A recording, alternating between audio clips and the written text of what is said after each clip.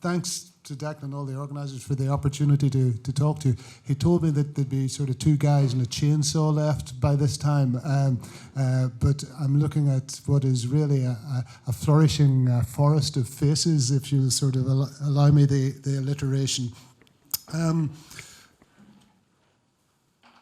This is billed as a personal reflection, so I hope you will indulge me a little over the course of the next 10 or 15 minutes, and if you do have to sort of dive away off to feed the cat or fell a tree or something, no offence will be taken if you're sneaking out. Just indulge me over the next 10 or 15 minutes in that the story, and somebody's talking about stories earlier on, and we've heard some wonderful stories, that I want to tell you can hold your attention in the present for at least those 10 or 15 minutes and help you understand a little bit better where we've all come from in this journey that we're on. But above all, I want to give you some focus for the future so that we can all continue to do our bit to make where we live and where we visit and where we work that little bit better for everyone. Before I do, though, let me first of all say and reiterate what has been said already. What a wonderful day this has been. It's been really inspiring. It requires no small degree of imagination, innovation, knowledge, flexibility, courage, and downright cussedness to pull something like this together.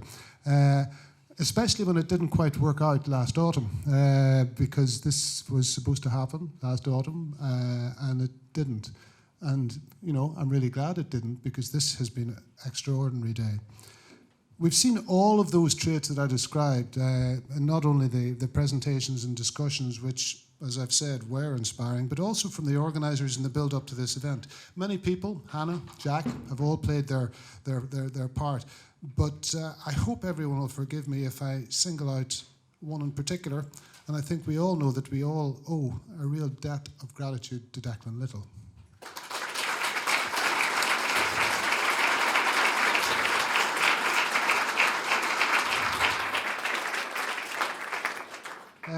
It's not easy being the only staff member of an organisation with such disparate and widespread and challenging views and interests, but somehow, even when those views seem to be so fractured that nobody's ever going to pull them together again, that there can't possibly be common ground in which to plant the seeds of recovery, Declan has managed to keep us all focused on the end game, improving the lot of native woodlands in Ireland. And that is the end game. Everyone here is here because of that.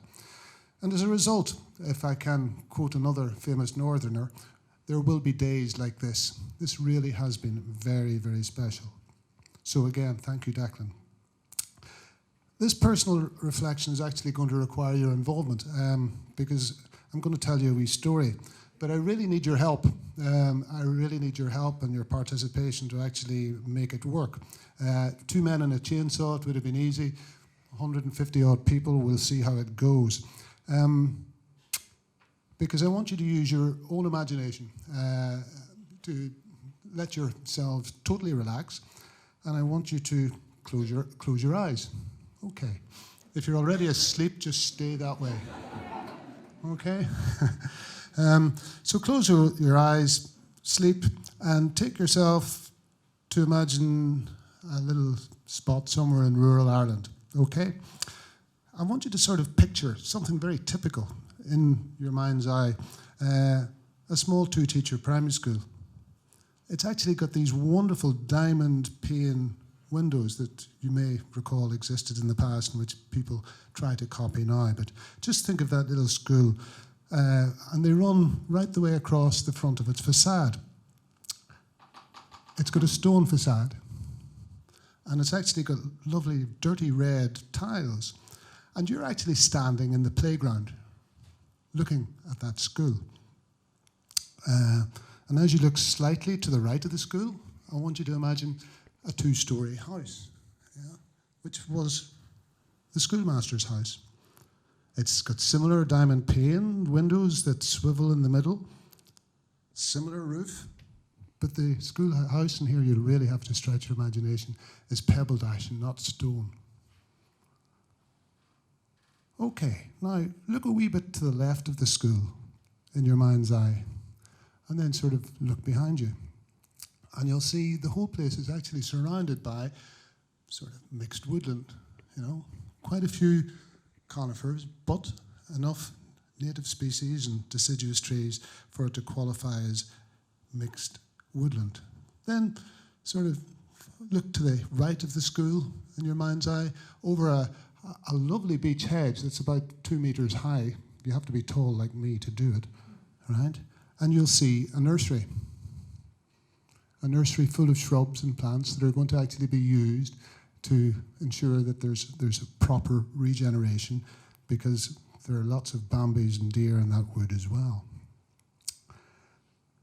Just beyond the nursery, there's a sawmill run by the Forest Service, and that's on the edge of a little village full of little 2-story houses that house the workers from the sawmill. Okay, I hope you've all got that. Let's come back, hold the picture. Because the reason that I've tried to take you to where, as a child, I grew up, right, is because that place, that environment shaped me. That's where I was sort of brought up. I was brought up in those sorts of surroundings. And yet it took me over 40 years to realize the impact that that environment had on not only me as a person, but my professional life, and what I was involved in personally.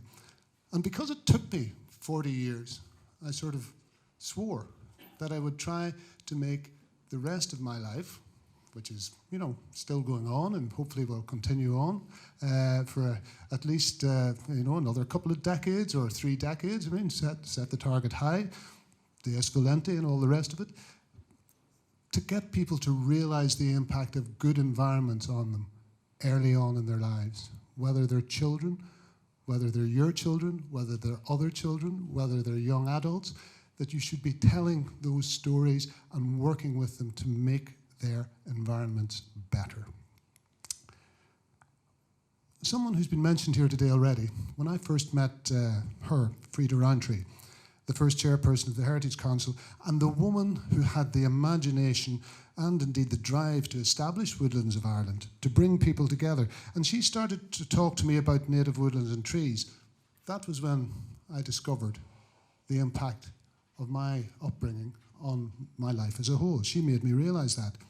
She made me realize the connections between people and place, and the importance of working to improve the quality of place for people. And that includes our woodlands. And of course, the Heritage Council, whilst I've been involved with them, has sought to do that in many parts of our landscape, rural, urban and peri-urban. But there's been a particular legacy with regard to forestry and native woodlands in particular, because Frida, who was a political science graduate from Trinity, ran a native woodland nursery. That was her profession. And of course, the Heritage Council developed a forest policy, which was published almost 20 years ago, 1999. And in sort of preparing for what I was going to say here today, I went back and I looked at it. And what has been absolutely astounding in listening to the presentations is that it was almost prescient. A lot of the recommendations that were made in that policy document are beginning now to happen. They're actually coming true, because we're not the policy makers. We have to work with people. We propose policy. We empower people. We enable people. We try to persuade people. But it's well worth going back and looking at that 1999 forest policy from the Heritage Council, because it has helped to shape initiatives, and many of the improvements that we have heard of today wouldn't really have kicked off if one of the main recommendations, the need for NGOs, the state sector, individuals, the industry, the forest sector, through something like Woodlands of Ireland, to come together and start communicating. And that has really been one of the undoubted successes of the Woodlands of Ireland over the last 20 years. Frida, unfortunately, died at a very early age. 2000 she died in. But she had already started something that she knew would continue. And I think she would be very proud to be here today if she hadn't had such an untimely and very young death. And let me continue the musical references, because some may say that I'm a dreamer, but I'm not the only one. And that, of course, is a very famous line, I don't have to tell you from. And most of the people, when they listen to that line, they focus on the, some may say, I'm a dreamer part. But Frida Roundtree and groups like this, they focus on, I'm not the only one, because the collective is so strong. If you share experiences, you share knowledge, you get other people working with you, like you have here today, then, you know, the world, quite literally, is your oyster.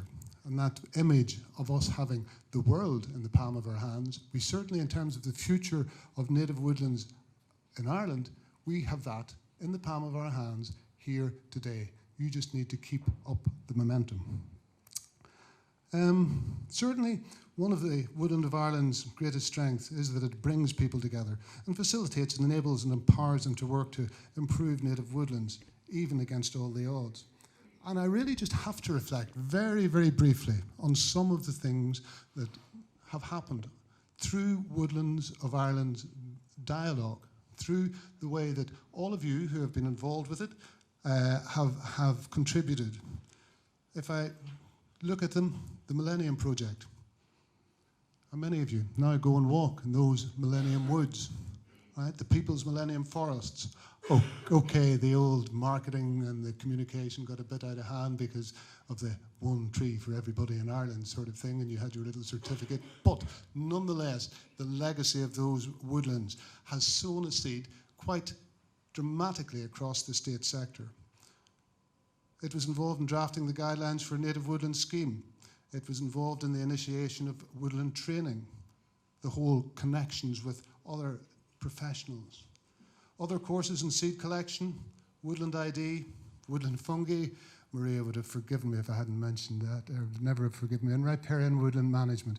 Coordination with nurseries to supply native trees. And I know, yes, we have problems with indigenous stock. We do have difficulties, but we'll keep on pushing.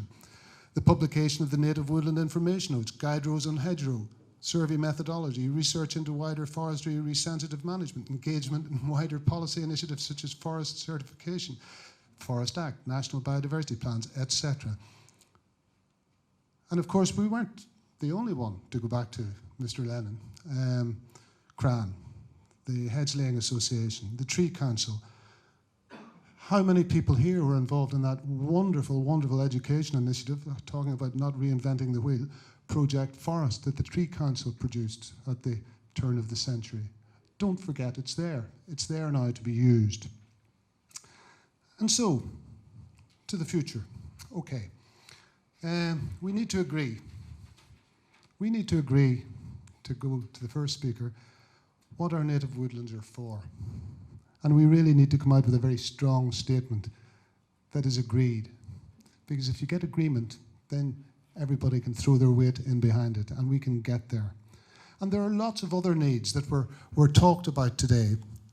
The need to establish ecological corridors, the need to reconnect the fragments, the need to get off the tightrope and avoid the too little versus too much management, the need to enhance levels of research, the need to shift perceptions of risk, of value, the need to create a cash value for ecosystem services, the need to make the cultural connections, the need to find champions, the need to make education central and communication central to everything that we do. The policy context has shifted. All those needs are there, and they've been identified. But we're the ones that now have the task to actually make them happen. Each of those needs, you can develop very quickly an action plan, and then if we throw our weight behind that, as a group, collectively, we can lobby to get the resources to do it.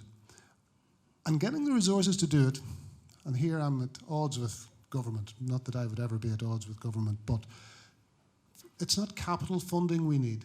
We need revenue funding to invest in people and places, in communications, in education, if you like, the softer side. Because at the moment we seem to be able to find capital funding to do big projects, to actually do big things, but we're still not investing in the people. We're still really not investing in the place. And that's something that I think we need to address. We've heard really this conference can act as a clarion call, and I make no apology for hopping on that bandwagon. We need to develop the action plans around those needs, and we really need to make the whole education and communication thing central. As for ending my personal reflection, we've all invested an awful lot to get this far. And Declan has alluded to it, so I might as well continue the story. So in anticipation of my own stepping down from my role as Chief Executive of the Heritage Council, they're sick of the sight of me anyway, I'll be stepping down as Chair of the Management Board for Woodlands of Ireland, and I'll also step down, certainly in the initial stages, as a Director of the Woodlands of Ireland Limited. And I do that not in any sort of sad way, because all things come to an end. But over the course of the years, I've met so many brilliant people.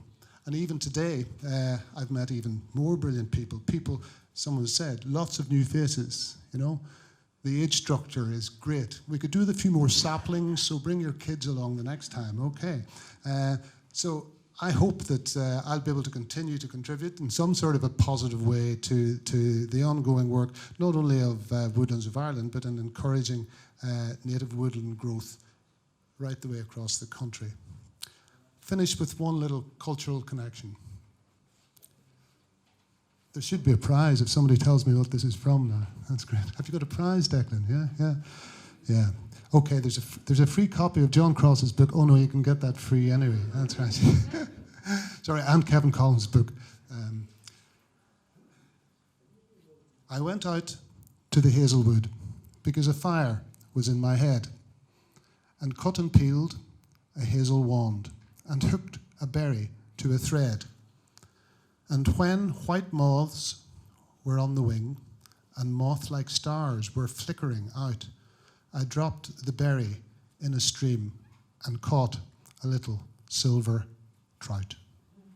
Woodlands and water. Thank you very much.